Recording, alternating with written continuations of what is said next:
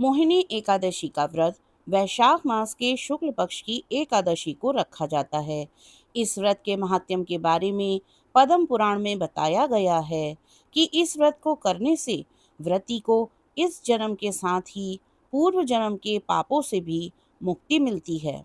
इस व्रत को करने वाले के लिए व्रत की कथा पढ़ना अनिवार्य होता है। आइए जानते हैं पद्म पुराण में बताई गई मोहिनी एकादशी की व्रत कथा।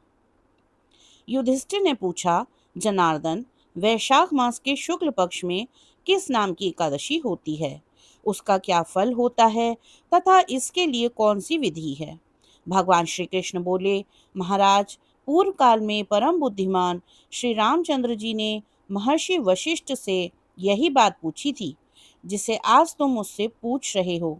श्री राम ने कहा था, भगवन, जो समस्त पापों का क्षय तथा सब प्रकार के दुखों का निवारण करने वाला व्रतों में उत्तम व्रत हो, उसे मैं सुनना चाहता हूँ। वशिष्ठ जी बोले, श्री राम, तुमने बहुत उत्तम बात पूछी है। मनुष्य तुम्हारा नाम लेने से ही सब पापों से शुद्ध हो जाते हैं। तथापि लोगों की हित की इच्छा से मैं पवित्रों में पवित्र उत्तम व्रत का वर्णन करूंगा। वैशाख मास के शुक्ल पक्ष में जो एकादशी होती है उसका नाम मोहिनी है। वह सब पापों को हरने वाली और उत्तम है। उसके व्रत के प्रभाव से मनुष्य मोहजाल तथा पातक समूह से छुटकारा पा जाते हैं। सरस्वती नदी के रमणीय तट पर भद्रावती नाम की सुंदर नगरी है। वहाँ धुतमान नामक राजा, जो चंद्रवंश में उत्पन्न हुए थे, राज करते थे।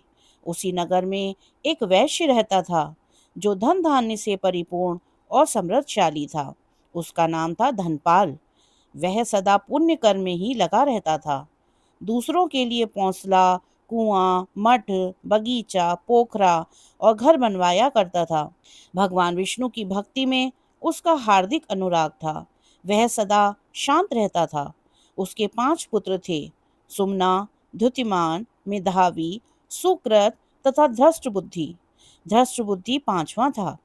वह सदा बड़े बड़े पापों में ही लिप्त रहता था। जुए आदि दुर्व्यसनों में उसकी बड़ी आसक्ति थी। वह वैश्याओं से मिलने के लिए लालायित रहता था। उसकी बुद्धि ना तो देवताओं के पूजन में लगती थी और ना पितरों और ब्राह्मणों के सत्कार में।